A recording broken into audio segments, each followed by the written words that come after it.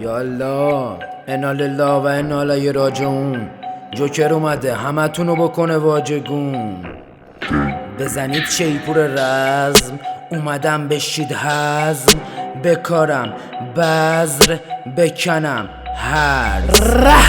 من جوکر هستم رگبار روتون بستم. میگونم رسمم بالا بیا هستم. کلمات رو زبونم خستن، نابود کردن میشه رسمم. از ابروتون فست بک بیا چند تا میام تک. بزنید شیپور رزم، اومدم بشید هزم. بکارم بذر بکنم هرز. دیسام میشه تو فریز پک، اگه سرایت بکنه میشه بختک. بیاید فیراج پیاده آشنا به لک با هم بیاید. میگونم همتونو تک بیتره کنم با هر دم.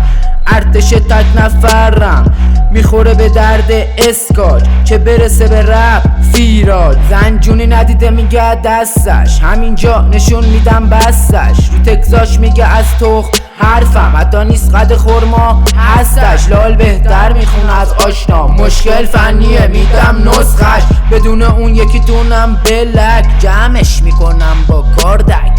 بزنید شیپور رزم، اومدم بشید هزم. بکارم بذر بکنم هرز. بزنید شیپور رزم، اومدم بشید هزم. اومدم میشه بهتون عزم، گله‌ای بیاید واسه رزم. خوک چیه بکن رازداری، همه چی که نباید بزن بازاری. پیاده نشو تو یکی از قلما به ته میرسن اگه تیز باشی. خیابونا یاد دادن که فرصت ندی، جوکر اومده وقت فرصت گیری. راسو هم در میره از هیروشیما، صدا جوریه که گمونم دختر باشی. من اومدم اگه فاز داری، بخوابونم اگه باد داری. جوکر اومده از سطح بی نهایت، واسه جوکر با هم بکنید کارسازی.